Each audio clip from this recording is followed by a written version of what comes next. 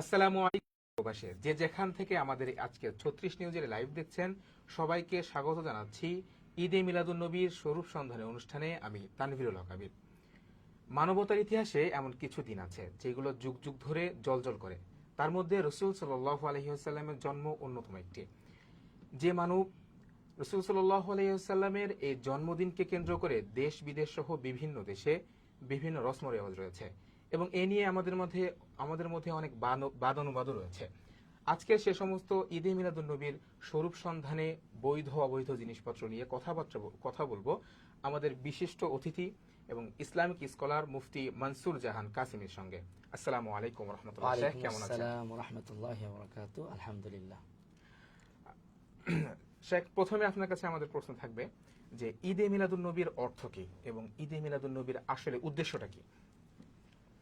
নাহমাদুহু ওয়া নুসাল্লি আলা রাসূলিহিল কারীম, আম্মা বা'দ। আউযু বিল্লাহি মিনাশ শাইতানির রাজীম। লাকাদ কানা লাকুম ফি রাসূলিল্লাহি উসওয়াতুন হাসানাহ।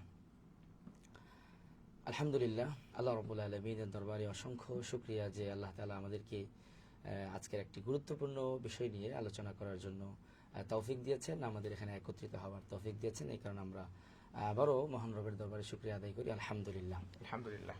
তো আপনি আমাকে প্রশ্ন করেছেন যে ঈদে মিলাদুন্নবীর অর্থ কি এবং এর দ্বারা উদ্দেশ্য কি। দেখুন, ঈদে মিলাদুন্নবী এটি একটি আরবি শব্দ। ঈদ এর অর্থ তো আমরা সকলেই জানি। ঈদ মানে আনন্দ, ঈদ মানে উৎসব পালন, উদযাপন করা। আর মিলাদুন্নবী এখানে মূলত দুইটি শব্দ রয়েছে, একটি হলো মিলাদ আর একটি হলো আন্নবী। মিলাদ এটা আরবি শব্দ, এর অর্থ হলো জন্ম, জন্মদিন, জন্ম তারিখ, জন্ম বৃত্তান্ত, জন্ম দিবস। আর আন্নবী, নবী দ্বারা এখানে উদ্দেশ্য হলো আমাদের সকলের প্রিয় নবী মুহাম্মদুর রাসূলুল্লাহ সাল্লাল্লাহু আলাইহি ওয়াসাল্লাম। তো মিলাদুন নবীর অর্থ দাঁড়ায় আমাদের নবী মুহাম্মদুর রাসূলুল্লাহ সাল্লাল্লাহু আলাইহি ওয়াসাল্লামের জন্ম বৃত্তান্ত, জন্ম দিবস বা জন্মদিন। আর এর সাথে যখন ঈদ শব্দ যুক্ত হয়েছে তখন পুরোটা মিলে অর্থ দাঁড়ায় যে রাসূল সাল্লাল্লাহু আলাইহি ওয়াসাল্লামের জন্ম দিবসকে কেন্দ্র করে মুসলমানদের একাংশ যেই উৎসব পালন করে থাকে, যে আনন্দ উদযাপন করে থাকে, সেটাকেই ঈদে মিলাদুন্নবী বলা হয়ে থাকে। শুকরিয়া। আমরা জানলাম আপনার কথা থেকে আমরা জানলাম যে ঈদে মিলাদুন্নবীর অর্থ হচ্ছে যে রাসূল সাল্লাল্লাহু আলাইহি ওয়াসাল্লামের জন্মকে কেন্দ্র করে আসা ঈদে মিলাদুন্নবী, যেটা তাকে বলা হয় ঈদে মিলাদুন্নবী। রাসূল সাল্লাল্লাহু আলাইহি ওয়াসাল্লামের জন্মকে কেন্দ্র করে উৎসবকে ঈদে মিলাদুন্নবী বলা হয়। এখন প্রশ্ন হলো যে ঈদে মিলাদুন্নবীকে বা এই রাসূল সাল্লাল্লাহু আলাইহি ওয়াসাল্লামের জন্মদিনকে ঈদ বলার সুযোগ আছে কিনা, এবং এই দিনটাকে ঈদ হিসেবে পালন করা কোনো বৈধতা ইসলামী শরীয়ত দেয় কিনা? আপনি একটি অত্যন্ত গুরুত্বপূর্ণ প্রশ্ন করেছেন। আসলে এটি একটি গুরুত্বপূর্ণ বিষয় যে আমরা এটাকে ঈদের দিন বানিয়ে ফেললাম। আল্লাহ রাসূল সাল্লাল্লাহু আলাইহি ওয়াসাল্লাম দুনিয়া আগমন করেছেন, বিষয়টি তো নিশ্চিত এসছেন এবং এই উপলক্ষে সারা পৃথিবী আনন্দিত হয়েছে, আনন্দের ব্যাপার রয়েছে এখানে।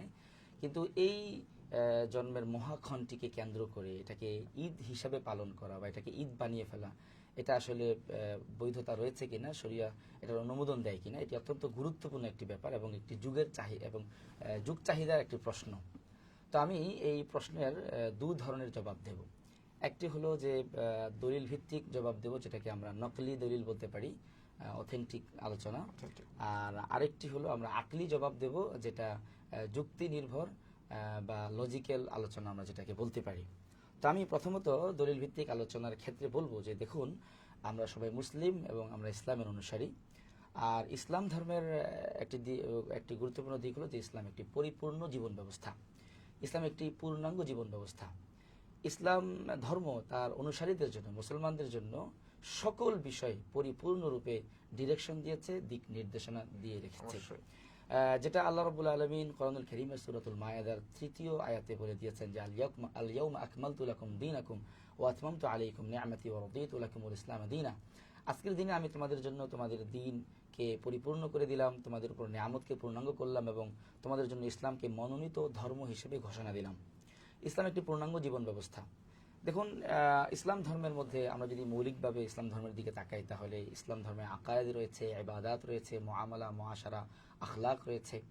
তো একটা মানুষ কি আকীদা বিশ্বাস লালন করবে এবং কিভাবে ইবাদত করবে এবং কিভাবে অন্যদের সাথে লেনদেন করবে এবং সামাজিক আচার অনুষ্ঠান আয়োজনগুলো কেমন হবে, বিবাহ, শাদী, আচার অনুষ্ঠান, লেনদেন, কথাবার্তা, প্রতিবেশীর সাথে সম্পর্ক, এই সবগুলো বিষয় কিন্তু ইসলাম পূর্ণাঙ্গ রূপে মানুষের সামনে ডিরেকশন দিয়ে রেখেছে এবং ইসলাম এগুলো নির্ধারণ করে দিয়েছে। নতুন করে কারোর জন্য কিছু আবিষ্কার করা বা কোনো বিষয়ে কিছু সংযোজন করার সুযোগ কিন্তু ইসলামে নেই। ঠিক তেমনিভাবে কোনো দিবস উদযাপন করা, কোনো বিষয়কে কেন্দ্র করে উৎসব পালন করা, আনন্দের আয়োজন করা, এই বিষয়গুলো কিন্তু ইসলাম নিজ দায়িত্বে মুসলমানদের জন্য নির্ধারণ করে দিয়েছে। দেখুন, আমরা মুসলমান, আমরা বছরে 2টি উৎসবের দিন আমরা পালন করে থাকি, 2টি দিনে আমরা আনন্দ উদযাপন করে থাকি। এবং পৃথিবীতে ইসলাম ছাড়া আরো অন্যান্য অনেক ধর্ম রয়েছে, যেমন আমাদের প্রতিবেশী হিন্দু ধর্ম রয়েছে, তাদেরও কিন্তু উৎসবের দিন রয়েছে, এবং খ্রিস্টানদের উৎসবের দিন রয়েছে, এবং বৌদ্ধদের উৎসবের দিন রয়েছে, ইহুদিদের উৎসবের দিন রয়েছে, অগ্নি পূজারীদের উৎসবের দিন রয়েছে। তো অন্যান্য ধর্মাবলম্বীরা তাদের উৎসবের দিনগুলো যে পালন করে থাকে, সেই উৎসবের দিনগুলো যে নির্ধারণ করা হয়েছে, এটা কিন্তু তাদের ধর্মের অনুসারীরাই নির্ধারণ করে নিয়েছে, ধর্মগুরুরা নির্ধারণ করে দিয়েছে, বা ধর্মের পরিচালক যারা হন তারা বসে ডেট এবং তারিখ নির্ধারণ করে দিয়েছে। যেমন আমরা জানি আমাদের প্রতিবেশী হিন্দু ধর্মের তারা বছরে 13টা উৎসব পালন করে থাকে, পূজা থাকে, এবং সেই 13টা উৎসব কিন্তু তারা নিজেরাই তাদের কোনো ঐতিহাসিক ঘটনা, কোনো আশ্চর্যজনক কোনো ব্যাপার, তাদের কোনো ধর্মগুরুর কোনো সাথে সম্পৃক্ত কোনো বিশেষ কোনো দিন, এগুলোকে নিয়ে কিন্তু এই দিবসগুলোকে নির্ধারণ করা হয়েছে। ঠিক তেমনিভাবে খ্রিস্টানরা তাদের যে সবচেয়ে বড় উৎসবের দিন ক্রিসমাস ডে, সেটা কিন্তু তারা যীশু খ্রিস্টের জন্ম তারিখে কেন্দ্র করে সেই উৎসবটা পালন করে থাকে। এবং আমরা জানি সেটা কিন্তু যীশু খ্রিস্ট নিজে এই দিবসটা দিয়ে যাননি, যীশু খ্রিস্ট নিজে দিয়ে যাননি, নিজে পালন করে যাননি। পরবর্তীতে খ্রিস্ট ধর্মের অনুসারীরা তাদের ধারণায় যীশু খ্রিস্টের জন্মদিন উপলক্ষে তারা এটা কিন্তু নিজেরাই নির্ধারণ করে পালন করছে। এই জায়গাটায় এসে ইসলাম ধর্ম পরিপূর্ণ স্বতন্ত্র এবং ব্যতিক্রম। ইসলাম তার অনুসারীদের জন্য উৎসব পালন এবং আনন্দ উদযাপনের জন্য এই বিষয়টা কিন্তু তার অনুসারীদের হাতে ছেড়ে দেয়নি। আমরা বছরে যে 2টা ঈদের দিন, যে 2টা ঈদ পালন করে থাকি, এই ঈদ কিন্তু মুসলমানদের ধর্মবেত্তাগণ অর্থাৎ ওলামায়ে কেরাম কিন্তু ঈদের 2টা দিন নির্ধারণ করেন, এবং মুসলমানদের ধর্মের বুনিয়াদ যাদেরকে বলা হয় সাহাবায়ে কেরাম, যাদেরকে ইসলাম ধর্মের মাপকাঠি এবং মানদণ্ড গণ্য করা হয়, সাহাবায়ে কেরামরাও কিন্তু ঈদের দিন নির্ধারণ করেননি। তাহলে ঈদের দিন নির্ধারণ হচ্ছে কোত্থেকে, কে নির্ধারণ করে দিয়েছেন? আমরা যদি হাদিসের দিকে তাকাই তাহলে দেখব যে যেমন সুনানে আবু দাউদের হাদিসের মধ্যে এসেছে 1134 নম্বর হাদিস, ওখানে এসেছে যে লাম্মা কাদিমান নবী সাল্লাল্লাহু আলাইহি ওয়াসাল্লাম আল মদিনা ولهم يومان يلعبون فيهما فقال رسول صلى الله عليه وسلم ما هذان اليومان قالوا كنا نلعب فيهما في الجاهلية। আল্লাহ রাসূল সাল্লাল্লাহু আলাইহি ওয়াসাল্লাম যখন মদিনায় আগমন করলেন তখন দেখলেন যে মদিনাবাসী তারা বছরে 2টি দিনে আনন্দ উদযাপন করে থাকে, উৎসব পালন করে থাকে। আল্লাহ রাসূল জিজ্ঞাসা করলেন যে এই 2টা দিন কিসের দিন, তোমরা এখানে কেন আনন্দ উদযাপন করো? তারা বলল যে আমরা সেই জাহিলি যুগ থেকে, আমরা আমাদের পূর্বপুরুষদের সময় থেকেই এই 2 দিনে আনন্দ উদযাপন করে থাকি। তখন আল্লাহ রাসূল যে কথাটা বলেছেন হাদিসের শেষাংশে, অত্যন্ত গুরুত্বপূর্ণ একটি বিষয়। আল্লাহ রাসূল বললেন যে ক্বাদ আবদালাকুমুল্লাহু বিহিমা খায়রাম মিনহুমা, শোনো, আল্লাহ তাআলা এই 2 দিনকে পরিবর্তন করে তোমাদেরকে এর চেয়ে শ্রেষ্ঠ এবং উত্তম আরো 2টি দিন দান করেছেন। এবং সেই 2টা দিন কি দিন সেটাও আল্লাহ রাসূল বলে দিয়েছেন, ইয়াউমুল আযহা ওয়া ইয়াউমুল ফিতর, ঈদুল আজহার দিন এবং ঈদুল ফিতরের দিন। সুবহানাল্লাহ। এই হাদিস থেকে আমরা আবু দাউদের 1134 নং হাদিস থেকে আমরা বুঝলাম যে মুসলমানদের যে বছরে 2টি উৎসবের দিন, ঈদের দিন, এই 2টি ঈদ ওলামায়ে কেরাম থেকে নয়, সাহাবায়ে কেরাম থেকে নয়, বরং কদ আবদালাকুমুল্লাহ, আল্লাহ তাআলাই নির্ধারণ করে দিয়েছেন। এবং সেই 2টা তারিখও আল্লাহ তাআলা নির্ধারণ করে দিয়েছেন, যেটা আল্লাহ রাসূল সাল্লাল্লাহু আলাইহি ওয়াসাল্লাম এখানে বললেন। এমনিভাবে আরেক হাদিসের মধ্যে এসেছে, যেমন আল্লাহ রাসূল বলেন যে ইন্না লিকুল্লি কওমিন ঈদ, হাদিসটি সহিহ বুখারীর 987 নম্বর হাদিস। আল্লাহ রাসূল বলেন যে ইন্না লিকুল্লি কওমিন ঈদান ওয়া হাদা ঈদুনা। ঈদুল ফিতরের ব্যাপারে আল্লাহ রাসূল বলতেছেন যে প্রতিটা জাতির জন্য উৎসবের দিন রয়েছে, আর এই ঈদুল ফিতর হলো আমাদের উৎসবের দিন। ঠিক তেমনি ভাবে ঈদুল আজহার ব্যাপারেও আল্লাহ রাসূল বলেছেন যে প্রত্যেক জাতির জন্য উৎসবের দিন রয়েছে, আর এটা হলো আমাদের উৎসবের দিন। এমনি ভাবে জামে তিরমিজির 773 নং হাদিসের মধ্যে এসেছে যে عن عقبة بن عامر رضي الله تعالى عنه قال قال رسول الله صلى الله عليه وسلم يوم الفطر ويوم النحر وأيام التشريق عيدنا أهل الإسلام। আল্লাহ রাসূল বলতেছেন যে ইয়াউমুল ফিতর, ফিতরের দিন, এবং তাকবীরে তাশরিকের 3 দিন সহ ঈদুল আজহার দিন, এই 2 দিন হলো ঈদুনা আহলিল ইসলাম, মুসলিম জাতির ঈদের দিন। এখানে আমরা হাদিসের শব্দের প্রতি লক্ষ্য করি, মুসলিম জাতির ঈদের দিন, এবং আল্লাহ রাসূল বলতেন সেটা হলো ঈদুল ইয়াউমুল ফিতর ওয়া ইয়াউমুন নাহার।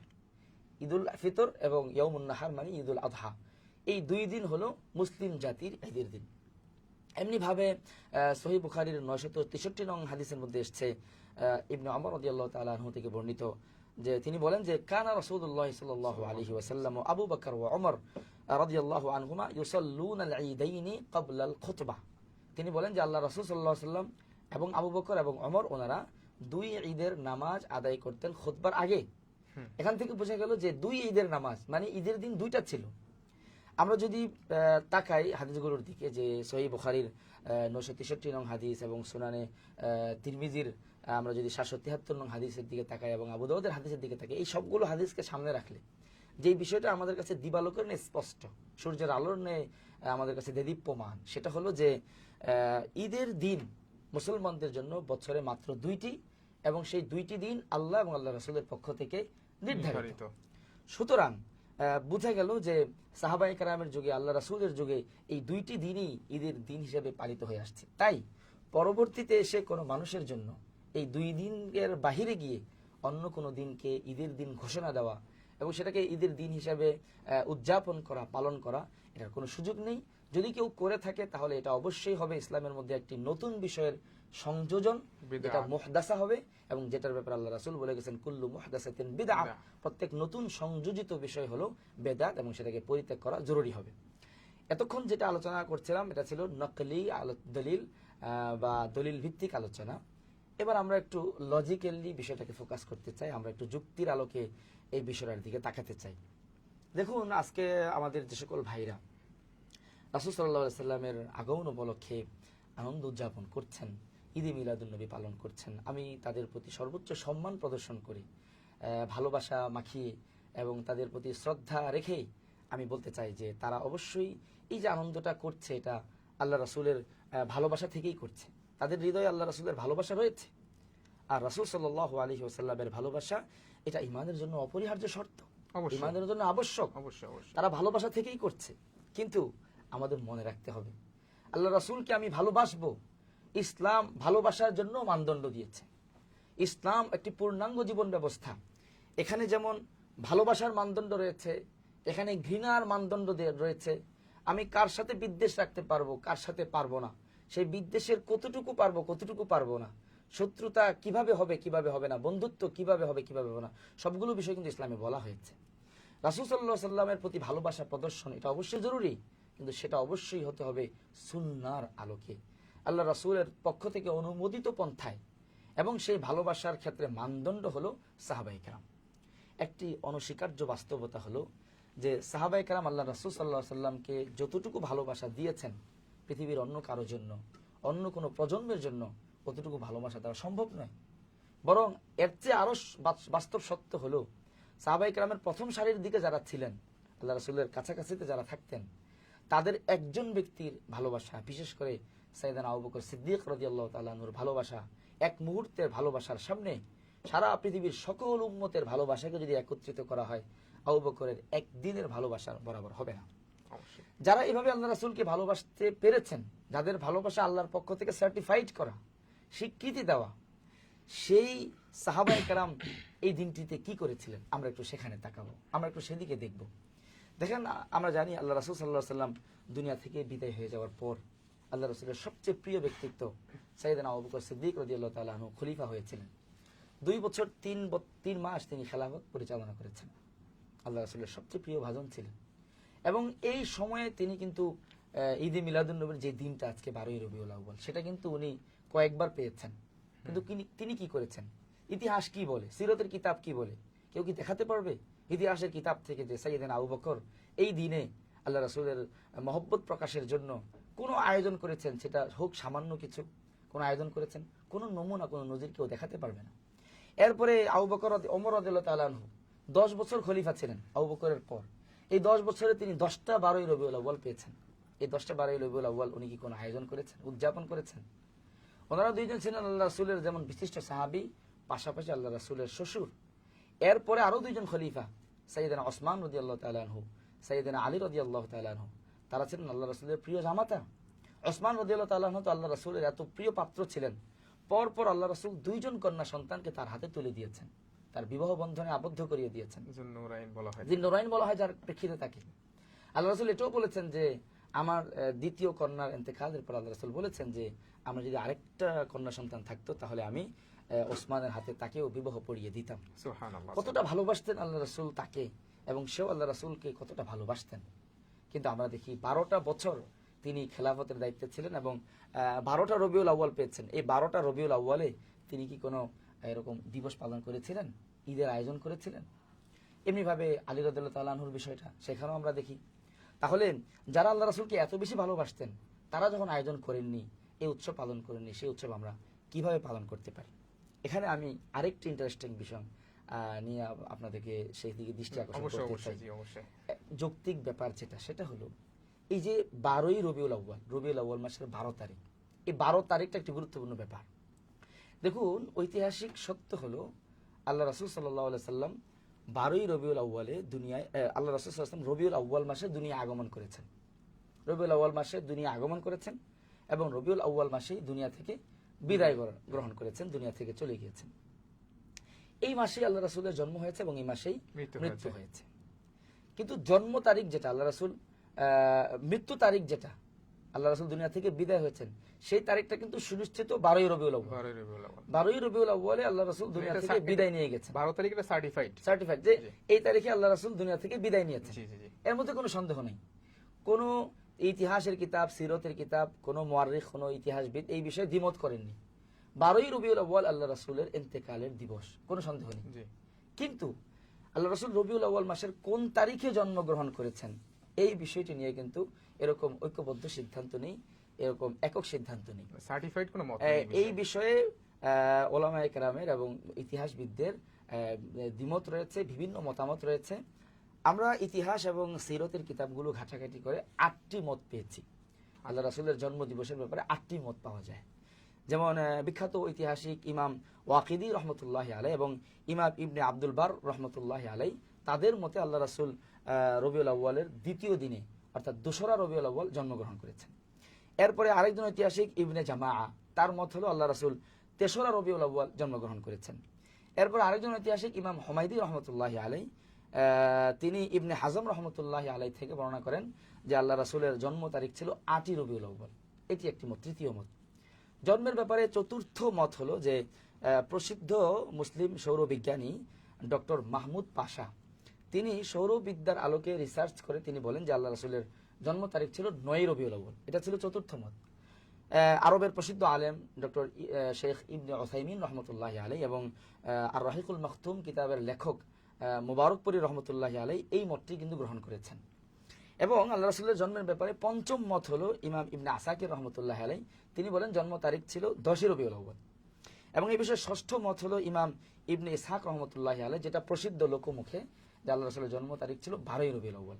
এবং কারো কারো মত হলো আল্লাহ রাসূলের জন্ম তারিখ ছিল 22ই রবিউল আউয়াল, আর অষ্টম মত হলো 27ই রবিউল আউয়াল। আমরা যদি আবার একটু সামনে আনি তাহলে দেখবো যে জন্ম তারিখের ব্যাপারে 8টি মত পাওয়া যায়। কেউ বলেন 2রা রবিউল আউয়াল, কেউ বলেন 3রা রবিউল আউয়াল, কেউ বলেন 8ই রবিউল আউয়াল, কেউ বলেন 9ই রবিউল আউয়াল, কেউ 10-এর কথা বলেছেন, কেউ 12-এর কথা বলেছেন, কেউ 22 এবং কেউ 27-এর কথা বলেছেন। এখানের এই সবগুলো মত উল্লেখ করার পরে আরেকজন আল্লাহ রাসূলের সিরতের লেখক হলেন আল্লামা ইদ্রিস কান্দলবী রহমতুল্লাহ আলাইহি, যিনি আমাদের সকলের উপমহাদেশের লেখক, উপমহাদেশের অনেক বড় সিরতবিদ এবং অনেক বড় আলেম ছিলেন আল্লামা ইদ্রিস কান্দলবী রহমতুল্লাহ আলাইহি। তার কিতাব হলো সিরাতুল মুস্তাফা, প্রসিদ্ধ সিরত গ্রন্থ। সেখানে তিনি এই মতামতগুলো উল্লেখ করার পরে উনি লেখেন যে এই মতামতগুলোর মধ্যে জমহুর মুহাদ্দিসিন এবং মুআররিখিন অর্থাৎ বেশিরভাগ হাদিস বিশারদ এবং ইতিহাসবিদের মত হলো যে আল্লাহ রাসূল 8ই রবিউল আউয়াল জন্মগ্রহণ করেছেন। 8 তারিখটা হলো বেশি শক্তিশালী। এবং তিনি এটাও বলেছেন যে 12ই রবিউল আউয়াল লোকমুখে প্রসিদ্ধি লাভ করেছে, ছড়িয়ে গিয়েছে, কিন্তু এটা অত শক্তিশালী মত নয়। প্রসিদ্ধ মত কিন্তু শক্তিশালী নয়। শক্তিশালী মত হলো 8ই রবিউল আউয়াল। এখন আমাদের একটা চিন্তার ব্যাপার, সেটা হলো যে 12ই রবিউল আউয়াল এই তারিখে আল্লাহ রাসূল দুনিয়া থেকে বিদায় নিয়েছেন, এতে কোনো সন্দেহ নেই। কিন্তু জন্মগ্রহণ করেছেন কিনা এটা যথেষ্ট সন্দেহাতীত, মানে যে যথেষ্ট এর মধ্যে সন্দেহ রয়েছে। এখন আমাদের যে সকল ভাইরা রাসূলের ভালোবাসায় এই তারিখে আনন্দ উদযাপন করছি জন্মদিবসকে কেন্দ্র করে, আমরা একটু নিজেদের বিবেককে প্রশ্ন করব যে যেই তারিখে রাসূল দুনিয়া থেকে বিদায় নিচ্ছেন এই বিদায়ের মুহূর্তটা তো বেদনার মুহূর্ত, এটা অবশ্যই। তো কান্নার দিবস হতে পারে, যদি কোনো দিবস হতো তাহলে সেটা শোকের বিরহের দিবস দিবস, হতে পারতো, শোক শোকের দিবস। দিবস হতে পারতো। জি জি। সেই শোক দিবস যেটা নিশ্চিত শোক দিবস হতে পারতো, সেখানে আল্লাহ রাসূলের এই শোকে শোকাহত না হয়ে আনন্দ উদযাপন করা, তাহলে কি আমি বলবো যে আল্লাহ রাসূলের বিদায়ে আপনি আনন্দিত হচ্ছেন, আল্লাহ রাসূলের পরলোক গমনে আপনি খুশি হচ্ছেন? এটা কিভাবে সম্ভব হতে পারে? বরং আমরা তো সাহাবায়ে কেরামের চিত্র দেখছি এর পরিপূর্ণ ব্যতিক্রম, এর বিপরীত। সাহাবায়ে কেরাম যেদিন আল্লাহ রাসূলের বিদায় হয়ে গিয়েছিল, সেদিন আমরা দেখেছি সাহাবায়ে কেরাম পাগলপাড়া হয়ে গিয়েছিলেন, দিশেহারা হয়ে গিয়েছিলেন। আমরা দেখেছি আনাস রাদিয়াল্লাহু তাআলা আনহু থেকে হাদিস বর্ণিত রয়েছে, তিনি বলেন যে যখন আল্লাহ রাসূলের বিদায় হয়ে গেল, আমাদের কাছে মনে হয়েছে সারা পৃথিবী অন্ধকারাচ্ছন্ন হয়ে গিয়েছে, আমাদের কাছে মনে হয়েছে সূর্য তার আলো হারিয়ে ফেলেছে। আমরা সবাই আশপাশকে অপরিচিত মনে করতে লাগলাম, এবং সাইয়েদনা ওমর রাদিয়াল্লাহু তাআলা আনহু উন্মুক্ত তরবারি, খোলা তরবারি হাতে নিয়ে দাঁড়িয়ে গিয়েছিলেন রাস্তার মাথায়, যে বলবে যে মুহাম্মদ দুনিয়া থেকে বিদায় হয়ে গিয়েছে, আজকে তার গর্দান উড়িয়ে ফেলবে। সাহাবায়ে কেরাম তো আল্লাহ রাসূলের বিরহ শোক নিতে পারতেছিলেন না। তাহলে সেই বিরহের, নিশ্চিত বিরহের দিনটিতে আমরা কিভাবে আনন্দ উদযাপন করি? এটা কি বোকামি নয়? এটা কি আমাদের মূর্খতা নয়? আল্লাহ তাআলা আমাদেরকে বুঝার তৌফিক দান করেন। আমিন। শেখ, আপনার লম্বা একটা আলোচনা শুনলাম আমরা, এবং এই লম্বা আলোচনা থেকে আমরা যেটা বুঝলাম যে সাহাবায়ে কেরাম, তাবেঈন, তাবে তাবেঈন এবং খয়রুল কুরুন বা স্বর্ণযুগ যেটাকে বলা হয়, এই স্বর্ণযুগের কোথাও ঈদে মিলাদুন নবীর প্রচলন ছিল না বা কেউ পালন করেননি, এ ব্যাপারে কোনো রেওয়ায়েত পাওয়া যায় না। তাহলে আসলে এই ঈদে মিলাদুন নবীর সূচনাটা হলো কিভাবে? চমৎকার প্রশ্ন করেছেন, যে আসলে এটা আমাদের অনেক ভাইয়ের মনে প্রশ্ন, যে যদি খায়রুল কুরুন এটা না থেকে থাকে, সাহাবায়ে কেরাম না করে থাকে, তাহলে আমরা তো দেখতে পাচ্ছি ছোট সেই শৈশব থেকে দেখতে পাচ্ছি জি, জি। যে ঈদ মিলাদুন নবী পালিত হয়ে আসতেছে। আমরা আমাদের পূর্বের প্রজন্মকে দেখতে পেয়েছি, আমাদের বাপদাদারকেও দেখতে পেয়েছি যে তারা ঈদ মিলাদুন নবী পালন করতো। আগে তো ছোটগুলো দেখতাম আরো অনেক জাঁকজমক করে গ্রাম দেশে এগুলো হতো। তো আসলে এটা আসলো কোত্থেকে? জি। আসলেই প্রত্যেক জিনিসের অস্তিত্ব এবং তার সূচনা তালাশ করতে হয়, আর সূচনায় গিয়ে তার আসলটা বুঝে আসে। দেখুন, খায়রুল কুরুনে কোথাও নেই, এটি একটি অনস্বীকার্য বাস্তবতা, এবং এটি প্রমাণিত সত্য যে খায়রুল কুরুন এবং আইমায়ে মুজতাহিদিনদের যুগে, সাহাবায়ে কেরামের যুগে, তাবে তাবেঈনদের যুগে এটা ছিল না। তো আমরা যদি ইতিহাস ঘাঁটতে যাই, তাহলে দেখব সর্বপ্রথম যেভাবে এই মিলাদ শুরু হয়, এই মিলাদের সূচনা যেখান থেকে হয়, এই বিষয়ে আলোচনা করেছেন তকিউদ্দিন আবুল আব্বাস আল মাকরিজি রহমতুল্লাহ আলাইহি নামে একজন প্রসিদ্ধ আলেম ছিলেন, ব্যক্তিত্ব। তার কিতাব রয়েছে আল মাওয়াইদ ওয়াল ইতিবার। এই কিতাবের মধ্যে, এই কিতাবের দ্বিতীয় খণ্ডের 436 নং পৃষ্ঠায় তিনি এই আলোচনাটা এনেছেন। তিনি বলেন যে ওয়াকানা লিল খুলাফাইল ফাতিমিয়্যিনা ফি তুলিস সানাতি আ'য়াদুন ওয়া মাওয়াসিম ওয়া হিয়া মাওসিমু রা'সিস সানা ওয়া মাওসিমু আউওয়ালিল আম ওয়া ইয়াউম আশুরা ওয়া মাউলিদিন নবী সাল্লাল্লাহু আলাইহি ওয়াসাল্লাম ওয়া মাউলিদি আলী ইবনে আবি তালিব ওয়া মাউলিদিল হাসান ওয়া মাউলিদিল হুসাইন ওয়া মাউলিদি ফাতিমাতুজ জাহরা ওয়া মাউলিদি আল খলিফাতিল হাদির। তিনি বলেন যে ফাতিমি খলিফাগণ, তারা, তাদের অভ্যাস ছিল, তারা বর্ষব্যাপী বিভিন্ন ধরনের আয়োজন উদযাপন করে থাকতো, বিভিন্ন ধরনের উৎসবের আয়োজন করে থাকতো। তাদের সেই আয়োজনগুলোর মধ্যে থাকতো যেমন আপনার বছর পূর্তি উপলক্ষে একটি উদযাপন ছিল, নববর্ষ, বছরের সূচনা উপলক্ষে একটি উদযাপন ছিল, এবং তারা আশুরার উৎসব পালন করত, এবং রাসূল সাল্লাল্লাহু আলাইহি ওয়াসাল্লামের জন্মদিবস, এই যে ওখান থেকে শুরু, রাসূল সাল্লাল্লাহু আলাইহি ওয়াসাল্লামের জন্মদিন ফাতিমি শাসকরা পালন করত। শুধু রাসূল সাল্লাল্লাহু আলাইহি ওয়াসাল্লামের জন্মদিবস নয়, তারা আলী রাদিয়াল্লাহু তাআলা আনহুর জন্মদিবস উপলক্ষে একটি উৎসব পালন করত, হাসান রাদিয়াল্লাহু তাআলার জন্মদিবস, হোসেন রাদিয়াল্লাহু তাআলা আনহুর জন্মদিবস, এবং ফাতেমাতুজ জাহরা রাদিয়াল্লাহু তাআলা আনহার জন্মদিবস। শুধু সেটা নয়, তাদের যে চলমান শাসক হতো, খলিফা হতো, সেই খলিফার জন্ম তারিখটাকেও তারা মহা সমারোহে উৎসব বানিয়ে ঈদের মতো করে তারা পালন করত। তো এখান থেকে আমরা যেটা বুঝতে পারলাম এই আল মাওয়াইদ ওয়াল ইতিবার কিতাবের আলোচনা থেকে, যে মিলাদুন নবীকে আনন্দের উৎসব হিসেবে এবং ঈদ হিসেবে প্রবর্তনকারী সর্বপ্রথম যারা প্রবর্তন করেছেন তারা হলেন ফাতিমি খলিফাগণ। আর ফাতিমি খলিফা তারা হলেন শিয়াপন্থী এবং তারা কট্টর রাফিজি, এবং তাদের খেলাফত শুরু হয় 297 হিজরির পর থেকে। আমরা বুঝতে পারি যে 300 হিজরির দিকে গিয়ে সর্বপ্রথম ফাতেমি খলিফাদের হাত ধরে বা শিয়া রাফিজিদের হাত ধরে ঈদ মিলাদুন নবীর প্রচলন শুরু হয়, এবং এর পরবর্তীতে দ্বিতীয় ধাপে গিয়ে প্রায় আরো 300 বছর পরে গিয়ে সুন্নি শাসকদের মধ্যে থেকে একজন শাসক, যার নাম হলো ইতিহাসের মধ্যে পাওয়া যায় বাদশা মুজাফফরউদ্দিন আবু সাঈদ আল কুকুবুরি, তিনি তার শাসন আমলে তিনি ছিলেন ইরবিলের শাসক। তিনি তার শাসন আমলে মহাসমারোহে অনেক অর্থ খরচ করে ধুমধামের সাথে এই ঈদে মিলাদুন্নবীর আয়োজন করেন। এই বিষয়টির আলোচনা করতে গিয়ে প্রসিদ্ধ ইমাম ইবনে কাসির রহমতুল্লাহ আলাইহি তার যে প্রসিদ্ধ কিতাব রয়েছে আল বিদায়া ওয়ান নেহায়া, সেই বিদায়া ওয়ান নেহায়ার কিতাবের 17 নং খণ্ডের 205 নং পৃষ্ঠার মধ্যে উনি লেখেন, ও আম্মা সাহিবু ইরবিল ফাহুয়াল মালিকুল মুজাফফর আবু সাঈদ আল কুকুবুরি হুয়াল্লাযী কানা ইয়ামালু আল মাউলিদ আশ শরীফ ফি রাবিউল আউয়াল ওয়া ইয়াহতাফিলু বিহি ইহতিফালান হাইলা। তিনি বলেন যে ইরবিলের শাসক মুজাফফরউদ্দিন আবু সাঈদ আল কুকুবুরি তিনি সর্বপ্রথম এই মিলাদের আয়োজন করেন, মিলাদের অনুষ্ঠান পালন করেন, উৎসব পালন করে থাকেন এবং এখানে অনেক বেশি মহাসমারোহে এই আয়োজন করে থাকেন। এবং ইতিহাস সাক্ষ্য দেয় যে যখন এই মুজাফফরউদ্দিন আল কুকুবুরি যখন এই আয়োজন শুরু করছেন, তখন তৎকালীন হক্কানি ওলামায়ে কেরাম, আহলে সুন্নাহ ওয়াল জামার ওলামায়ে কেরাম কিন্তু তাকে বাধা দিয়েছিল, তার বিরোধিতা করেছিলেন। তখন সে তার সপক্ষে, তার এই আয়োজনের সপক্ষে এটাকে শরঈ মানদণ্ডে প্রতিষ্ঠা করার জন্য, এটাকে শরীয় সম্মত বানানোর জন্য সে তার গুণগ্রাহী ওলামাদের মধ্যে থেকে, তার আশেপাশে যে সকল ওলামারা থাকতো, দরবারি ওলামা যারা যারা খলিফার অর্থ খেয়ে বেঁচে থাকতো, তাদের মধ্যে থেকে একজনকে বাছাই করে। ইতিহাসে যার নাম পাওয়া যায় শেখ আবুল খত্তাব ইবনে দিহিয়া, এবং তাকে এই বিষয়টিকে প্রমাণ সমৃদ্ধ বানানোর জন্য দায়িত্ব দেওয়া হয়। তো এই আবুল খত্তাব ইবনে দিহিয়া বাদশার নির্দেশ পালনার্থে এই বিষয়ে একটি কিতাব রচনা করেন, যেটার নাম হলো আত-তানভীর ফি মাউলিদিস সিরাজিল মুনির।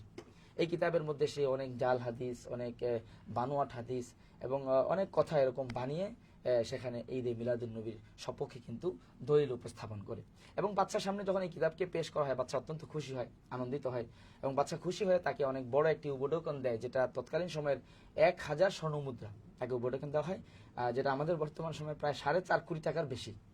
এত বড় হাদিয়া তাকে দেওয়া হয়, উপঢৌকন দেওয়া হয় এই বেদাতকে প্রচলন ঘটানোর জন্য এবং এটাকে দলিল সমৃদ্ধ বানানোর জন্য। তো আমরা এখান থেকে যেটা জানলাম, সেটা হলো প্রথমত এটা রাফিজিদের হাত ধরে এর সূচনা হয়েছে, পরবর্তীতে মুজাফফরউদ্দিন আল কুকুবুরির হাত ধরে এটার প্রচলন উম্মার মাঝে ঘটেছে। আচ্ছা শেখ, আমার একটা প্রশ্ন, এটা ব্যক্তিগত কিউরিওসিটি থেকে একজন সাধারণ মানুষের দৃষ্টিকোণ থেকে প্রশ্নটা করছে। জি জি। ইসলামে আইমাই সালাসা যারা ছিল, বা আমাদের আইমাই মুস্তাহিদিন যারা ছিল, মাযহাব প্রণেতা যারা 4 জন আছেন তারা, বা খোলাফায়ে রাশিদিন বা স্বর্ণযুগ বা খয়রুল কুরুন, এর কোথাও ঈদে মিলাদুন্নবী বা রাসূল সাল্লাল্লাহু আলাইহি ওয়াসাল্লামের জন্ম নিয়ে আনন্দ প্রকাশ বা ঈদে মিলাদুন্নবী এক কথা ছিল না। তাহলে সাধারণ মানুষের দৃষ্টিকোণ থেকে যদি আমি একটা প্রশ্ন করি যে ঈদে মিলাদুন্নবী বা রাসূল সাল্লাল্লাহু আলাইহি ওয়াসাল্লামের জন্ম উপলক্ষে আমি যদি খুশি হয়ে একটু আনন্দ প্রকাশ করি বা একটু মানুষের সাথে মানে খুশি হয়ে মুচকে হাসি দিয়ে কথা বলি, একটু আনন্দ আয়োজন একসাথে সবাই বসে একটু খোশ গল্প করি, তাহলে এটা শরীয়ত কিভাবে দেখছে আর কি, শরীয়ত এটা অনুমোদন করে কিনা?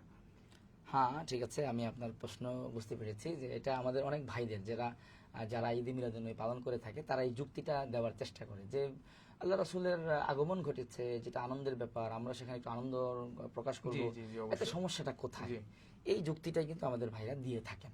আমি আমাদের সেসব ভাইদের প্রতি অত্যন্ত বিনয়ের সাথে একটি কথা বলবো যে দেখুন, রাসূল সাল্লাল্লাহু আলাইহি ওয়াসাল্লাম সমগ্র মানব জাতির জন্য একটি বড় সৌভাগ্যের বিষয় ছিলেন। রাসূল সাল্লাল্লাহু আলাইহি ওয়াসাল্লামের দুনিয়ায় আগমন ঘটার মাধ্যমে আমি বলবো যে পৃথিবীবাসীর জন্য পৃথিবী সৃষ্টির পরিপূর্ণতা সেদিন অর্জন হয়েছিল এবং পৃথিবী সৃষ্টির সার্থকতা সেদিন অর্জিত হয়েছিল। সেই দিনটি একটি সাধারণ দিন নয়, সেই দিনটি একটি পৃথিবীবাসীর জন্য একটি মহান দিবস, অত্যন্ত সৌভাগ্যের একটি দিন। আমি বলবো যে সেই দিনে শুধু পৃথিবীবাসী আনন্দিত হয়নি, সেই দিনে যেমন পৃথিবীবাসী আনন্দিত হয়েছে, সেদিন আসমানবাসীরা আনন্দিত হয়েছিল, সেদিন সমগ্র মাখলুক সেদিন আনন্দিত হয়েছিল। অবশ্যই সেটি আনন্দের। রাসূল সাল্লাল্লাহু আলাইহি সাল্লামের আগমন উপলক্ষে আনন্দিত হওয়া এটি এক বিষয়, এক ব্যাপার। আরেকটা হলো এটাকে কেন্দ্র করে এটাকে একটি ঈদের দিন হিসেবে ঘোষণা দেওয়া এবং সেই ঈদের দিনের মধ্যে বিজাতীয় সংস্কৃতির অনুসরণ করে বিজাতীয় কালচারগুলোকে এখানে ফলো করা, বিজাতীয় আচার অনুষ্ঠান আয়োজনকে এখানে ফলো করা। দেখেন আজকের এই ঈদ মিলাদুন্নবীতে কি হচ্ছেটা কি, এখানে মানুষ আনন্দ মিছিল বের করতেছে, এখানে মানুষ পটকা ফুটাচ্ছে, এখানে নারী পুরুষ একসাথে মিছিল নিয়ে বের হচ্ছে, পর্দার বালাই থাকছে না, এবং এখানে গান বাজনা চালানো হচ্ছে, বাদ্যযন্ত্র চালানো হচ্ছে, এবং যা কিছু হচ্ছে টোটালটাই হলো বিজাতীয় অনুকরণ। জাতীয় ইসলাম সমর্থিত সংস্কৃতি, না, এটা ইসলাম- ইসলামের সংস্কৃতি, ইসলাম যেটাকে অনুমোদন করতে পারে না। তো আপনি আপনার রাসূলের প্রতি মহব্বত প্রকাশ করবেন, ভালোবাসা দেখাবেন, সেটা কি রাসূলুল্লাহর সুন্নাহর বিপরীতে গিয়ে? কখনোই তো এটা হতে পারে না। আল্লাহ রাসূল সাল্লাল্লাহু আলাইহি ওয়াসাল্লাম কি বলেছেন? আল্লাহ রাসূল বলেছেন যে এই মাজামির, এই যে গান, বাদ্য এবং বাদ্যযন্ত্র, এগুলাকে বলেছেন যে শয়তানের শব্দ বলেছেন, এবং আল্লাহ রাসূল বলেছেন যে এগুলাকে ভাঙার জন্য আমাকে দুনিয়ায় পাঠানো হয়েছে। তো আজকে সেই গান, বাদ্যযন্ত্র, সেগুলো নিয়ে আল্লাহ রাসূলের জন্য আনন্দ প্রকাশ করবেন? আনন্দ প্রকাশ করতে কোনো অসুবিধা নেই, সাহাবায়ে কেরাম আনন্দ প্রকাশ করেছিলেন। আল্লাহ রাসূলের দেখেন মিলাদুন নবী হলো আল্লাহ রাসূলের জন্ম বৃত্তান্ত। জন্ম বৃত্তান্ত নিয়ে আলোচনা করতে কোনো অসুবিধা নেই। জন্ম বৃত্তান্তের আলোচনা সব ইতিহাসের কিতাবের মধ্যে এসছে, এবং এটা অবশ্যই আলোচনার বিষয়। আল্লাহ রাসূলের জন্মের সময় কেমন হয়েছিল আমরা জানি, যে ইতিহাস সিরাতের কিতাব থেকে দেখেছি যে আল্লাহ রাসূলের জন্মের সময় অনেক আশ্চর্যজনক ঘটনা ঘটেছিল, অস্বাভাবিক অনেক ঘটনা ঘটেছিল। আমরা জানি যে সেই কিসরার পারস্যের কিসরার রাজমহলের, শাহী মহলের 14টি ইট ভেঙে পড়েছিল যে রাত্রে আল্লাহ রাসূলের আগমন ঘটেছে, এবং তাদের দেশে জ্বলতে থাকা 1000 বছর যাবৎ নিরবিচ্ছিন্নভাবে জ্বলতে থাকা অগ্নিকুণ্ড, যেটা তারা পূজা করত, সেই কেন্দ্রীয় অগ্নিকুণ্ড, সেটা কিন্তু নিভে গিয়েছিল মুহূর্তের মধ্যেই। জি। এবং আম্মাজান আমেনা আল্লাহ রাসূলের মা বলেছিলেন যে আমার মুহাম্মদ যখন ভূমিষ্ঠ হচ্ছিল তখন আমি দেখেছি সমগ্র পৃথিবী আলোকিত হয়ে গিয়েছে। আমি দেখেছি যে আকাশের নক্ষত্রগুলো, তারকারাজিগুলো যেন নিচের দিকে ঝুঁকে আমার দিকে নেমে আসতেছে, মনে হচ্ছে তারা আমার কোলে এসে একত্রিত হবে। এবং আল্লাহ রাসূলের ভূমিষ্ঠের সময় ধাত্রী মাতা সে হিসেবে যেই মহিলা ছিলেন, ফাতেমা বিনতে আব্দুল্লাহ, তার বক্তব্য হলো যে আমি দেখলাম মুহাম্মদের যখনই আগমন ঘটতেছিল, দেখলাম পুরোটা ঘর এক ভিন্ন আলোয় আলোকিত হয়ে গিয়েছিল। এগুলো আলোচনা করতে তো কোনো অসুবিধা নেই। আল্লাহ রাসূলের আগমন উপলক্ষে খুশির প্রকাশ ঘটানো, এই বিষয়গুলো নিয়ে আলোচনা করা কোনো অসুবিধা নেই। কিন্তু এটাকে কেন্দ্র করে বিজাতীয় সংস্কৃতির চর্চা করা এবং অন্যদের যেই নিষিদ্ধ কালচারগুলো রয়েছে সেগুলোকে অনুপ্রবেশ ঘটানো, এটা তো ইসলাম কখনো অনুমোদন করতে পারে না। আমাদেরকে এটা খেয়াল রাখতে হবে। মিলাদুন নবী আল্লাহ রাসূলের জন্ম বৃত্তান্তের আলোচনা, সিরাতুন নবী আল্লাহ রাসূলের সুন্নাহর অনুসরণ। আমাদেরকে সুন্নাহর অনুসরণ করতে বলা হয়েছে। আমরা মিলাদের আলোচনা করব সুন্নাহর আলোকে, সুন্নাহর মাধ্যমে। এটাকে আমাদেরকে ফলো করতে হবে। আমরা দেখি আরবের মধ্যে অনেকেই আল্লাহ রাসূলকে কিন্তু আরবের মুশরিকরা ভালোবাসতেন, শ্রদ্ধা করতেন, ভক্তি করতেন, কিন্তু তারা আল্লাহ রাসূলের সিরাত এবং সুন্নাহকে গ্রহণ না করার কারণে তারা কিন্তু জান্নাতি হতে পারেনি। এক্ষেত্রে আল্লাহ রাসূলের চাচা স্বয়ং আবু তালেবের ঘটনা আমাদের সামনে রয়েছে। আবু তালেব সারাটা জীবন আল্লাহ রাসূলকে ভালোবেসেছেন, শ্রদ্ধা করেছেন, সম্মান করেছেন, তার পাশে ছিলেন, কিন্তু রাসূলের সুন্নাহকে, আদর্শকে, সিরাতকে গ্রহণ করেননি। যার কারণে সে কিন্তু জান্নাতে যেতে পারবে না। পক্ষান্তরে সাহাবায়ে কেরাম আল্লাহ রাসূলের মিলাদের আলোচনা করেছেন এবং আল্লাহ রাসূলের সুন্নাহকে ফলো করেছেন, তাই তারা জান্নাতি হবে। এই বিষয়ে আমি একটু ছোট্ট একটা দলিল দিতে চাই। আমাদের উপমহাদেশের একজন বড় আল্লাহওয়ালা বুজুর্গ হাকিমুল উম্মত আশরাফ আলী থানভী রহমতুল্লাহি আলাইহি, তার কাছেও সেম এরকম প্রশ্ন করা হয়েছে যে আমরা যদি আনন্দ উদযাপন করি, আল্লাহ রাসূলের মিলাদ নিয়ে আলোচনা করি, তাহলে আপনারা কেন বাধা দেন? ওনার কাছে এই প্রশ্ন কেউ করেছিল। তখন উনি জবাব দিয়েছিলেন। তার এই জবাবটা কিন্তু খুতবাতে হাকিমুল উম্মতের 4th খণ্ডের 413 নম্বর পৃষ্ঠায় এসেছে। তিনি বলেছিলেন যে মানুষ যখন আমরা ঈদে মিলাদুন নবীর বিরুদ্ধে কথা বলি, তখন মানুষ আমাদেরকে বলে अगर कोई मना करता है तो कहते हैं कि जिक्र रसूल सल्लल्लाहु अलैहि वसल्लम से तुम मना कर रहे हैं।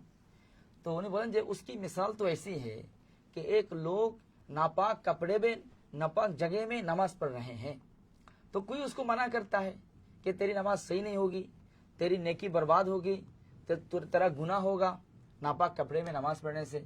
तो कहता है सुभान अल्लाह, क्या बात है, तुम मुझे नमाज से रोक रहे। शेख बोलतेছেন যে আমরা যখন ঈদে মিলাদুন নবী থেকে বাধা দেই, তখন মানুষ বলে যে আপনি রাসূলের আলোচনা থেকে বাধা দিচ্ছেন। সুবহানাল্লাহ, কত বড় স্পর্ধা আপনার। উনি বলেন ভাই বিষয়টি তো এমনই হয়ে গেল যে একজন লোক নামাজ পড়তে দাঁড়িয়েছে, কিন্তু তার শরীরের মধ্যে নাপাক লেগে আছে, নাপাক কাপড়ে নামাজ পড়তেছে, নাপাক জায়গা সে সিজদা দিচ্ছে। কেউ এসে বলল যে ভাই নাপাক কাপড়ে তোমার নামাজ হবে না, তাকে বাধা দিল, নামাজ পড়তে বাধা দিল। সে বলল সুবহানাল্লাহ, কত বড় দুঃসাহস, তোমার নামাজ পড়তে বাধা দিচ্ছ। আসলে তো নামাজ পড়তে বাধা দিচ্ছে না, সে যেই নামাজটা যে পদ্ধতিতে পড়ছে, যে নাপাক পোশাকে পড়ছে, এখান থেকে বাধা দেওয়া হচ্ছে। তো রাসূল সাল্লাল্লাহু আলাইহি ওয়াসাল্লামের মিলাদের আলোচনা করতে কেউ বাধা দিচ্ছে না, কিন্তু এই আলোচনাটাকে যেই ধরনে, যেই পদ্ধতিতে, যেই কালচার এবং যে সংস্কৃতির মাধ্যমে করা হচ্ছে, সেটাকে বাধা দেওয়া হচ্ছে। এটা তো কখনো ইসলামী শরিয়া সমর্থন করতে পারে না। শেখ, আপনার কথা থেকে বুঝলাম যে আমার একটা প্রশ্ন ছিল, যার উত্তর আমি অলরেডি পেয়ে গেছি, যে আমরা ঈদে মিলাদুন নবীর এই দিনটাতে কি করতে পারি। এই উত্তরটা অলরেডি চলে আসছে আপনার প্রশ্নের ভিতরে। আমি একটু ছোট্ট করে জানতে চাইবো যে এই দিনটি তো ঈদে মিলাদুন নবী আমরা যেটা জেনেছি যে এটা খয়রুল কুরুনের ভিতরে ছিল না, আইমে মুস্তাহিদিনদের কেউ এই বিষয়ে কিছু বলে যান নাই, এমনকি খোলাফায়ে রাশিদিনদের মধ্যেও কেউ কিছু বলে নাই। অর্থাৎ আমরা বুঝলাম যে এটা একটা নবসৃষ্ট বিষয় ইসলামে বা বিদআত। তো আমরা যে একটা জিনিস জানতে চাইবো সেটা হলো যে ইসলামী দৃষ্টিতে বিদআতের ভয়াবহতা আসলে কতটুকু, এবং এই দিনটি নিয়ে যে কালচার আমাদের দেশে চলছে এইগুলো কিভাবে বন্ধ করা যায়, বা এই বিষয়ে আপনার দৃষ্টিভঙ্গি কি? দেখুন, আজকে যে দিবসটাকে ঈদের দিন বলা হচ্ছে, অবশ্যই এটা বেদাত। কারণ ঈদ মুসলমানদের দুইটি, এরপরে আর কোনো ঈদ হতে পারে না। বরং এর চেয়ে আরও বেশি দুঃখজনক ব্যাপার যে দেখুন, যেই দুইটা দিবসকে আমরা ঈদের দিন বলি, ঈদ উল আজহা এবং ঈদ উল ফিতর, এই দুইটা দিন কিন্তু আল্লাহ এবং আল্লাহ রাসূলের পক্ষ থেকে দিয়ে দেওয়া। জি অবশ্যই। আজকে যারা ঈদে মিলাদুন্নবী পালন করছে তারা তো তৃতীয় আরেকটা দিনকে ঈদের দিন বলছে, যেটা আল্লাহ রাসূল এবং আল্লাহর পক্ষ থেকে দেওয়া নয়। জি অবশ্যই। এটা কি ঈদ বলা বেদাত? কিন্তু আরো দুঃসাহস, যেটা দুঃখের বিষয়, সেটা হলো তারা কিন্তু তাদের বানানো দিনটাকে সাইয়্যিদুল আয়াদ বলছে, শ্রেষ্ঠ ঈদের দিন জি বলছে। জি।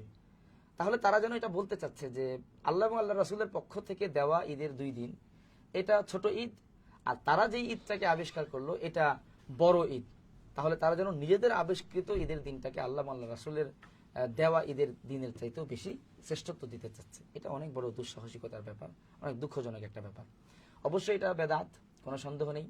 বেদাতের ব্যাপারে ইসলামী শরিয়ায় অনেক বড় বড় ধমকি এসছে। যেমন বুখারী শরীফের 2697 নম্বর হাদিসের মধ্যে এসছে, আম্মা জান আয়েশা সিদ্দিকা রাদিয়াল্লাহু তাআলা আনহা বলেন, আন্নাহা ক্বালাত ক্বালা রাসূলুল্লাহ সাল্লাল্লাহু আলাইহি ওয়াসাল্লাম, মান আহদাসা ফি আমরিনা হাদা মা লাইসা মিনহু ফাহুয়া রাদ্দুন।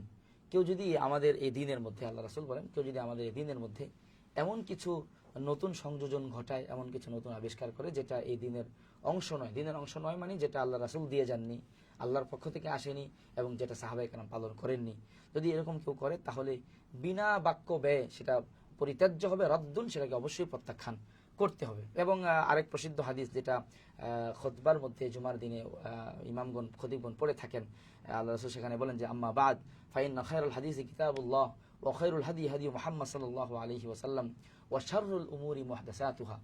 আল্লাহ রাসূল বলেন যে সবচেয়ে নিকৃষ্ট কাজ, সবচেয়ে নিকৃষ্ট বিষয় হলো দিনের মধ্যে যেগুলো নতুন সংযোজন করা হয়েছে, নতুনভাবে আবিষ্কার করা হয়েছে। এবং আল্লাহ রাসূল বলেন যে কুল্লু মুহদাসাতিন বিদআ ওয়া কুল্লু বিদআতিন দালালা ওয়া কুল্লু দালালাতিন ফিন্নার।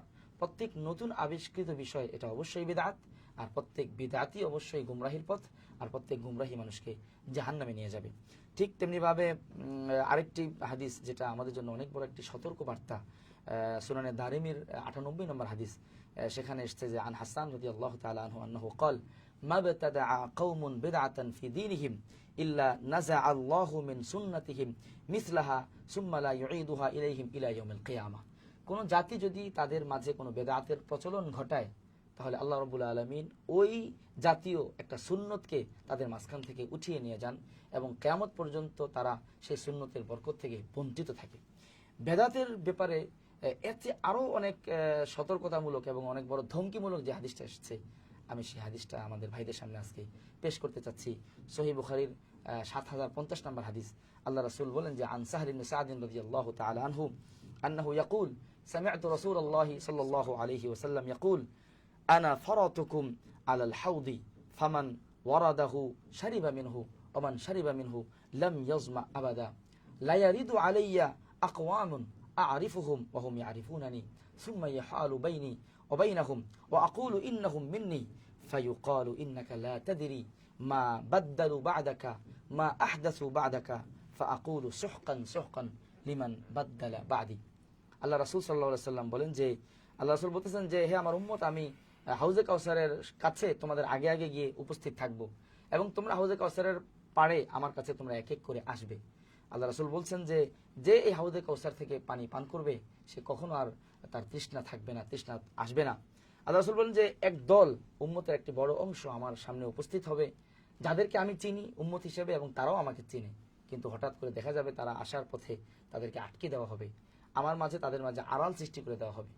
আমি বলবো ফেরেশতাদেরকে যে তারা তো আমার উম্মতের অন্তর্ভুক্ত, তাদেরকে আসতে দাও। ফেরেশতারা জবাব দিবেন যে, ইয়া রাসূলুল্লাহ, আপনি জানেন না, আপনি চলে আসার পরে তারা কি কি নতুন বিষয়ের সংযোজন ঘটিয়েছিল, আবিষ্কার করেছিল। তখন আমি বলবো, সুহকান সুহকান লিমান গায়্যারা বাদি লিমান বাদদালা বাদি। আমার পরে যারা আমার দিনকে পরিবর্তন করে দিয়েছিল, পাল্টে দিয়েছিল, আজকে তারা আমার থেকে দূরে সরে যাও, তোমাদের সাথে আমার কোনো সম্পর্ক নেই।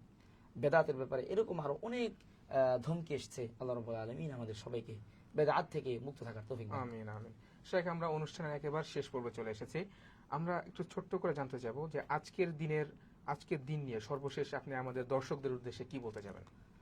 আসলে আল্লাহ রাসূল সাল্লাল্লাহু আলাইহি ওয়াসাল্লাম এই দিনে 12ই রবিউল আউয়াল দুনিয়া থেকে বিদায় নিয়েছেন। একদিক থেকে এই দিনটি আমাদের জন্য অত্যন্ত বেদনা বিধুর একটি দিন, একটি ব্যথার দিন, একটি শোকের দিন। কিন্তু আবার অপর দিকে এই মাসে আল্লাহ রাসূল জন্মগ্রহণ করেছেন, সেটা আনন্দের দিন। এখন আমরা কোনটা পালন করব? বেদনা শোক পালন করব না আনন্দ পালন করব? এখানে সিদ্ধান্ত হলো যে আমরা আসলে কোনোটাই পালন করতে পারবো না। ঘটা করে আমরা কিছুই করতে পারবো না, উৎসব করে কিছুই করতে পারবো না। এই জন্য পারবো না যেটার অনুমতি আমাদেরকে দেওয়া হয়নি। আমরা সেটাই করতে পারবো যেটার অনুমোদন দেওয়া হয়েছে। আমাদেরকে আল্লাহ রাসূলের পক্ষ থেকে এই মাসে বিশেষভাবে কিছু করার জন্য নির্দেশ দেওয়া হয়নি।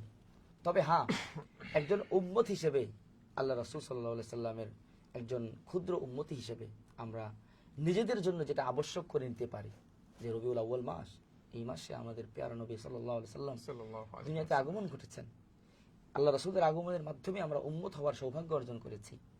আমাদের যেটা দরকার, অত্যন্ত গুরুত্বপূর্ণ, সেটা হলো আল্লাহ রাসূলের সিরত দ্বারা, আল্লাহ রাসূলের সুন্নাহ দ্বারা আমাদের জীবনকে সাজানো। আমি আমার দর্শকদেরকে, যারা আমাদেরকে দেখছেন, তাদের উদ্দেশ্যে বলবো এটাই, যে আমরা এই মাস উপলক্ষে আমরা নিজেদের জীবনকে একটু সার্চ করি, একটু ঘাটাঘাটি করি। আমাদের জীবনের কোথায় কোথায় সুন্নাহর ঘাটতি রয়েছে, কোথায় কোথায় সুন্নতের অপূর্ণতা রয়েছে, আমরা সেই জায়গাগুলোকে সুন্নাহ দিয়ে পরিপূর্ণ করব, সুন্নাহ দিয়ে আমাদেরকে সাজাবো। আরেকটি বিষয় আমি গুরুত্ব সহকারে বলতে চাই, আমরা আল্লাহ রাসূলের জন্ম উপলক্ষে তো অনেক আনন্দ উদযাপন করি, কিন্তু দুঃখজনক বাস্তবতা হলো আল্লাহ রাসূল সাল্লাল্লাহু আলাইহি সাল্লামের পূর্ণ সিরত, পূর্ণ জীবনীটা আমাদের অনেকের জানা নেই। উম্মতের বড় একটি অংশ, যাদের জীবনের একটি বৃহৎ সময় পার হয়ে গিয়েছে, কিন্তু আজ পর্যন্ত রাসূলের জন্ম থেকে নিয়ে মৃত্যু পর্যন্ত পুরো জীবনটা কেমন ছিল, পুরো জীবনটা তার সামনে কিন্তু স্পষ্ট না। এটা উম্মত হিসেবে আমার দুর্ভাগ্য। আজকে মুসলমান অনেকের জীবনী জানে, মুসলমান আজকে অনেক মনীষীর, অনেক বড় ব্যক্তির পরিচয় জানে, তার জীবনী সম্পর্কে অনেক পড়াশোনা করে, কিন্তু পৃথিবীর সর্বোচ্চ মহামানব যিনি, আল্লাহ রাব্বুল আলামিনের পরে যিনি সর্বশ্রেষ্ঠ ব্যক্তি, তার জীবনী সম্পর্কে আজকে মুসলমান জানে না।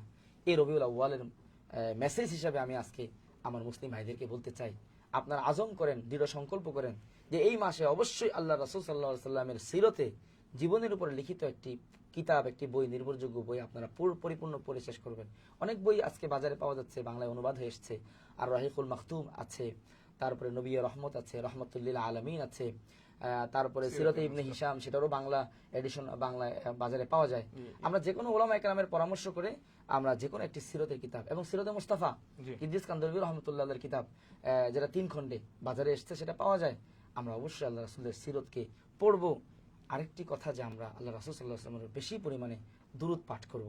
আল্লাহ রাসূল সাল্লাল্লাহু আলাইহি ওয়াসাল্লাম বলেছেন যে ইন আকরাবান নাসি মানজিলাতান ইন আকরাবান নাসি বি ইয়াউমাল কিয়ামাহ আকসারুহুম আলাইয়া সালাতান। আল্লাহ রাসূল বলেন যে দুনিয়াতে যে ব্যক্তিটা আমার উপরে যত বেশি পরিমাণে দুরূদ পাঠ করবে, কিয়ামতের ময়দানে সে আমার তত ঘনিষ্ঠ হবে, তত কাছে থাকবে। এই আমরা এই রবিউল আউয়াল মাসে বেশি পরিমাণে আল্লাহ রাসূলের উপরে দুরূদ পাঠ করব। আরেকটি বিষয়, যারা আল্লাহ রাসূলের জন্ম একে কেন্দ্র করে কিছু করতে চায়, তাদের জন্য হাদিসের মধ্যে একটি নির্দেশনা এসেছে। আল্লাহ রাসূল সাল্লাল্লাহু আলাইহি সাল্লাম সপ্তাহের প্রতি সোমবারে রোজা পালন করতেন। কোন একজন সাহাবী জিজ্ঞাসা করেছিলেন যে রাসূলুল্লাহ, আপনি সোমবারে প্রতিনিয়ত রোজা পালন করেন, কারণটা কি? তো আল্লাহ রাসূল অনেকগুলো কারণ বলেছেন, এর মধ্যে বিশেষভাবে এটা বলেছেন যে সোমবারে আল্লাহ তাআলা আমাকে দুনিয়াতে পাঠিয়েছেন, সোমবার ছিল আমার জন্মদিন, আমি শুকরিয়া স্বরূপ রোজা পালন করি।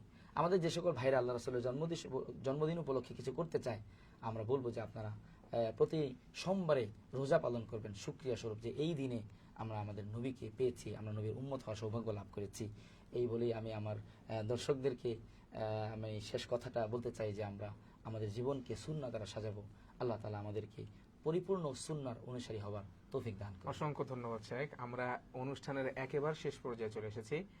আপনি আপনার মূল্যবান সময় থেকে আমাদেরকে সময় দিয়েছেন, 36 নিউজকে সময় দিয়েছেন, এর জন্য অসংখ্য ধন্যবাদ এবং আন্তরিক কৃতজ্ঞতা। এবং আপনাদেরকেও ধন্যবাদ এবং কৃতজ্ঞতা জানাচ্ছি যে আজকে বাংলাদেশের মুসলমানদের জন্য আজকের এই দিনে এরকম একটি অনুষ্ঠানের অত্যন্ত প্রয়োজন ছিল, যে মানুষ আসলে আজকে বুঝতেছে না, যারা এই অনুষ্ঠানগুলো পালন করছে, যারা উৎসবগুলো পালন করছে, তারা মুসলিম, তারা আমাদের ভাই, তাদের হৃদয়ের আল্লাহ রাসূলের ভালোবাসা রয়েছে, কিন্তু না বোঝার এবং না জানার কারণেই কিন্তু তারা এটা করছে। তো এই 36 পরিবারের পক্ষ থেকে আজকে যে তাদের জন্য একটি চমৎকার দিক নির্দেশনামূলক অনুষ্ঠান দেওয়া হলো, তাদের সামনে তুলে ধরা হলো, এটা আসলেই একটা ইমানের দাবি আপনারা পূরণ করেছেন, সুন্নাহর দাবি পূরণ করেছেন। এই কারণে আপনাদেরকেও কৃতজ্ঞতা জানাচ্ছি। আপনারা ভালো থাকবেন ইনশাআল্লাহ। ইনশাআল্লাহ। সুপ্রিয় দর্শক মণ্ডলী, যে যেখান থেকে এতক্ষণ আমাদেরকে দেখছিলেন, আমরা অনুষ্ঠানের একেবারে শেষ পর্যায়ে চলে এসেছি। শায়েখের কথা থেকে এ পর্যন্ত আমরা যেটা বুঝলাম সেটা হলো যে ঈদে মিলাদুন নবী নিয়ে আমাদের সমাজে যে প্রচলিত আচার অনুষ্ঠান রয়েছে, এইগুলো বেদাত এবং এইগুলো খয়রুল কুরুন বা সাহাবা ইকরাম থেকে বা তাবে তাবেইনদের থেকে প্রমাণিত নয়। এবং এই দিনটিতে আমাদের করণীয় বলতে গেলে আমরা রসুলের সিরাত চর্চা করতে পারি, নিজেদের আমলকে সুন্নত সমৃদ্ধ করতে পারি এবং নিজেদেরকে ইসলাম সম্পর্কে আরো বেশিভাবে জানতে পারি। তো সর্বশেষ কথা এটাই, এতক্ষণ আমাদের সাথে যারা ছিলেন, যে যেখান থেকে ছিলেন, সবাইকে অসংখ্য ধন্যবাদ 36 পরিবারের সাথে যুক্ত থাকার জন্য, লাইভে যুক্ত থাকার জন্য। এবং যদি আপনাদের কোনো প্রশ্ন থাকে, শায়েখের কাছে যদি কোনো প্রশ্ন থাকে, আমাদের কমেন্ট সেকশনে জানাতে পারেন, আমাদের কমেন্ট বক্সে দিতে পারেন, অথবা আমাদের মেইল করতে পারেন। এই বলে আজকে এখানে বিদায় নিচ্ছি। দেখা হবে আবার কোনো নতুন একটা অনুষ্ঠানে। সে পর্যন্ত ভালো থাকবেন, সুস্থ থাকবেন। আসসালামু আলাইকুম ওয়া রাহমাতুল্লাহ।